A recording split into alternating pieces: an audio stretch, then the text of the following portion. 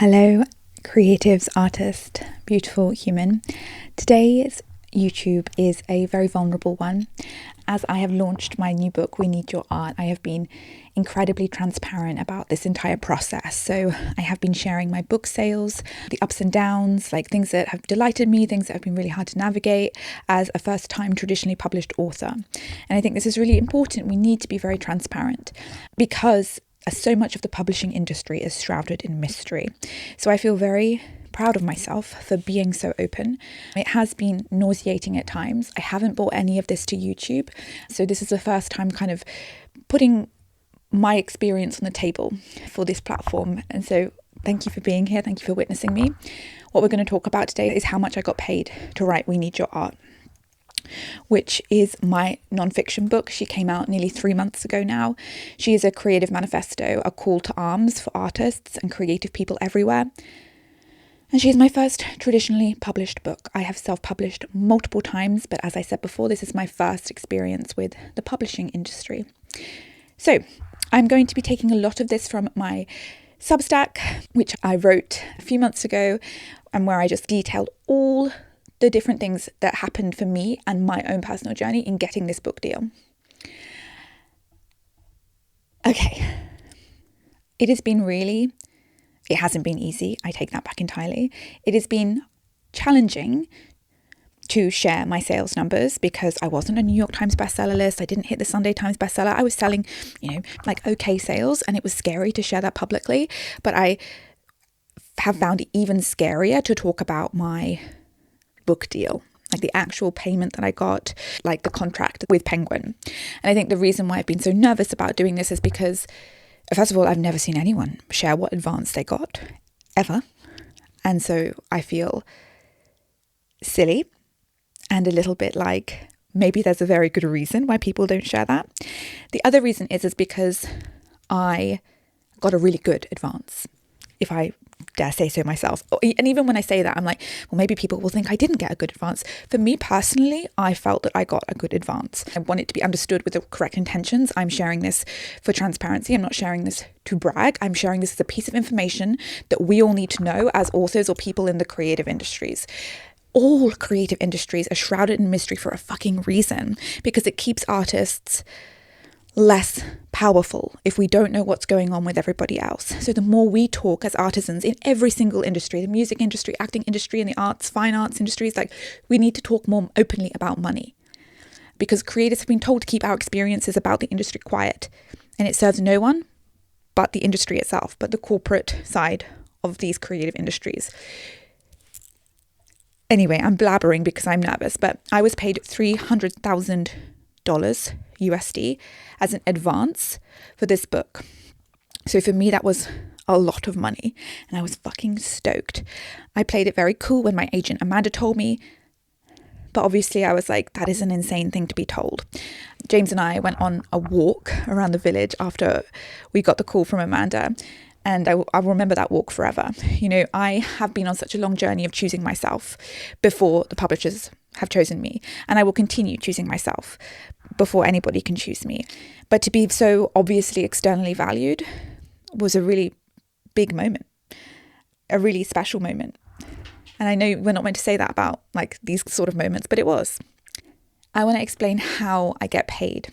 So I don't get all of that money in one lump sum. So 15% of that goes to my agent, Amanda, and without a doubt, she deserves every single fucking penny of that, because my deal would have been anywhere near the size without an agent, not without just any agent, without Amanda, who fought so hard for me and is an angel. She's an angel.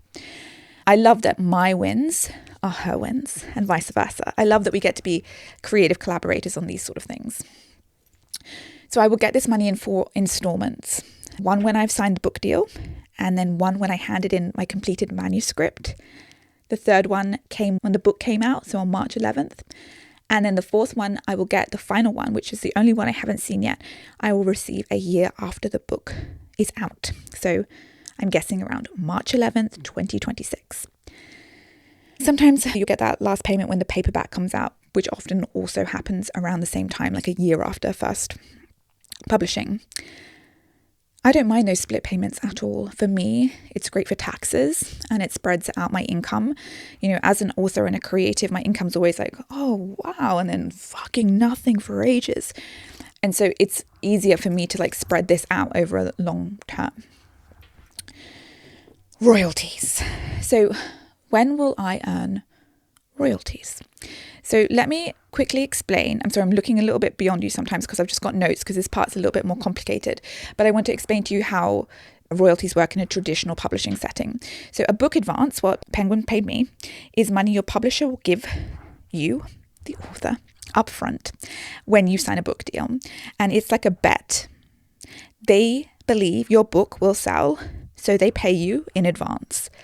Then as your book sells, the money you earn from each sale goes back towards paying back your advance, if you know what I mean.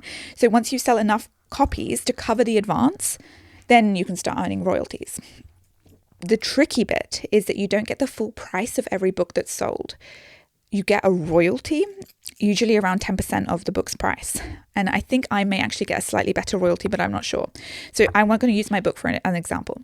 I'm not 100% sure on my royalty rate, but let's say the standard is around 10%, and that's really easy maths. That means that I earn $3 per book sold. If my book's $30. Wait, hold on. 10% on a $30 hardcover. That would make the most sense for me. So I earn $3 per book. And now divide my advance by my royalty per book. So that's 300,000. That's my advance divided by 3, which is what I earn per each book, equals 100,000 books. So I would need to sell around 100,000 books to earn out my advance. So just to give you a picture of where I'm at right now, I think I've sold maybe 10,000 books over the last 3 months. So I have like 90, if they're not quite the right numbers, but like I have around 90,000 books to go. Most books don't earn out their advance. And if you are someone who hasn't earned out their advance, like, baby, look how far I've got to go. Like, it's very normal not to earn out your advance. Publishing houses, to me, they kind of seem like they're gambling a little bit. They're placing bets all over the place, and some of them pay off and some of them don't. And they don't seem to really care. They're just taking wild bets. And even if all of them go to shit, they still have a huge backlog of, like the J.R.R. Tolkiens that are making them loads of money. Penguin, I think, makes $1 billion in profit each year. You're going to have to fact check me on that, because that seems insane. I just checked it. It's like basically correct. So they have money to put around to these authors. And this is, I think, kind of what I want to have this conversation, why I want to have this conversation. These industries, there's a lot of talk about how they're in decline, and they are, I think, in many ways really struggling, but they're still making money. And there's still money to go to authors. And I think we need to be having these conversations so that we all can know that. I'm 3 months out now, and I think something that's interesting is thinking like, was having a big advance something that is useful for me? Because it feels like, and I know this isn't true, but it can feel like, oh my God, I've not earned out. I'm nowhere close to earning out. Like, do they regret their bet on me? Like, should I have tried harder? Like, having such a big advance puts quite a lot of pressure on the author. My new fiction book, which is a historical detective novel, queer historical detective novel, was actually bought by a publisher at the end of last year. And she is coming out in November 2025. To Kill a Queen is the final name, To Kill a Queen. And I got a very small, comparatively advance for that book. I got 10,000 USD. And I'm going to earn out. I know I am. I've already paid back half of that because the audio rights were bought by, and I don't know if I can say that out loud. People don't tell you what you can and cannot say out loud. For me, that's almost more motivating, because now I know that like I'll earn out and I can earn royalties quite quickly from my fiction book. So whether you get a big advance or not, I think it's often up to like your personality and like how you find yourself to be motivated. I think it can be very different for every author. Okay, I've got a big list here which says, what has getting this sort of advance for We Need Your Art meant for you? And I've said that it's meant a lot of things, and it really has. The first thing that I want to say is that it immediately made me recommit to being an independent artist always, which I think is a funny thing for it to have made me do. But I could feel the power and the pull from the publishing industry. You know, they offered me this sum of money, and I could see a career for myself where I just chased that high, and I just chased those numbers, and I just chased that sense of approval for the rest of my career. And I don't want that. I don't want a career that is out of my hands. I don't want a career that's not in my power. And so ironically, you know, it was such a joyful moment getting this book deal. And also I was so fucking excited to write this book, and I was interested in what it would be like to work with publishers. It immediately made me recommit to being an independent author. I will always be self-publishing. I will always be creating and putting work out there and making money as an author on my own terms. I never want to be beholden to something that is outside of me as a creative. It makes me too vulnerable. I have, you know, I think it's 7 or 8 streams of income as an artist and a creative. And I love that because it gives me stability, and it means that I don't need my next publishing deal. It might be nice, and I'm interested in what it could look like, but I don't need it. And I never want to be an artist that needs something. I want to remain in my power. And I think a huge part of my work is cultivating creative communities where we feel powerful, because we're living in a world that is trying to rob us of our power. I want to be able to share my work and sell my work wherever the fuck I want. I do not like rules and restrictions being placed on me. And working in this industry does mean a lot of rules and restrictions. So keeping this independent, free spirit alive in me makes me feel safe, and it makes me feel like me. And that's not to say I haven't really enjoyed working with the publishers. There's been some absolutely lovely moments, and there's some really fucking lovely people that I've worked with. But it's made me recommit to this other side of my creative ambition. The next thing that this advance stirred up in me was a curiosity as to how the publishers were going to work with me and treat me after taking such a big bet on me. And I think ignorantly, perhaps, again, I couldn't have really been anything other than ignorant. I've never worked with publishers before. But for me, it seemed like such a huge amount of money to invest in an author. And I assumed they would invest similarly in marketing and the way they backed the book. And whilst I know that the people I worked with did the best, you know, they're all overworked, underpaid, and there were some amazing things that came out of my collaboration with the publishers. To me, it didn't feel like they'd just paid, you know, $300,000 for this book. When my book came out, I couldn't find it in any of the bookstores in the US. There were just multiple things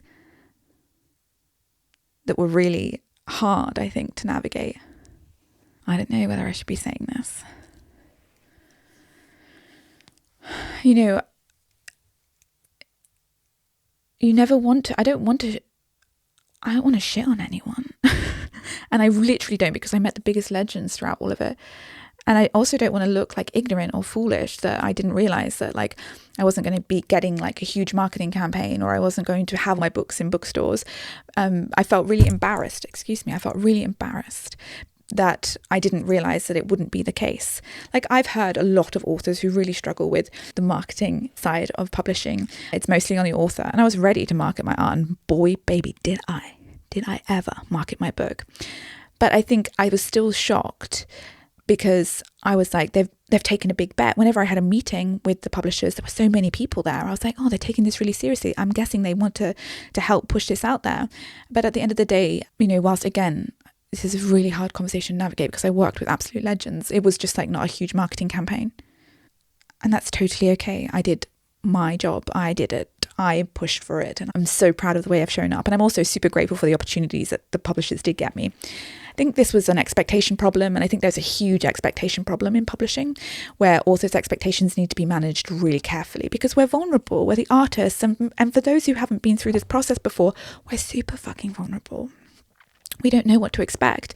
And I think instead of like gassing authors up and saying, oh my God, we'd love to get you on here, we'd love to do this with you, and all of this like eager chat at the beginning, that really needs to be reined back, in my opinion. I think we need to be much more careful with how we're talking to authors when we navigate this process.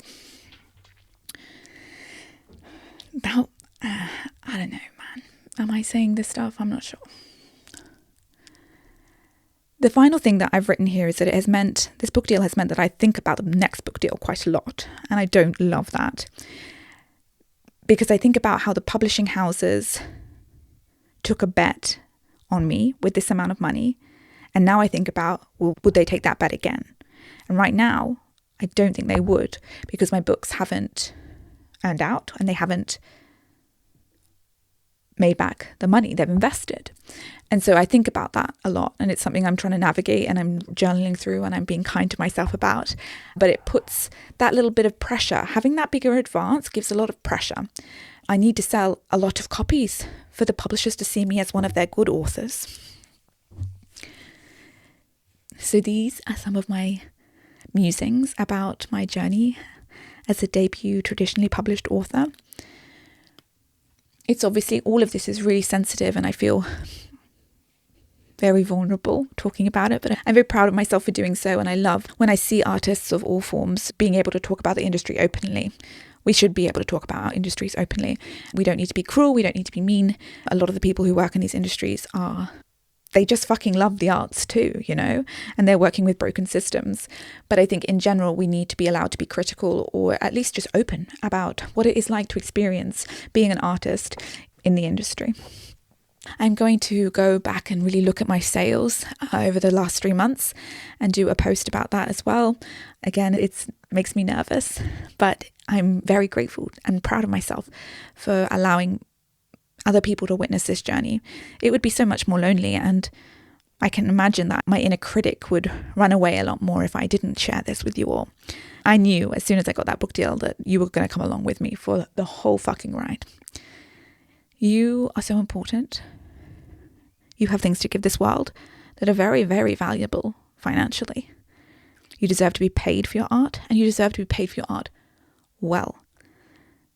We live in a world that thinks that art should be free and that monetizing it makes it dirty.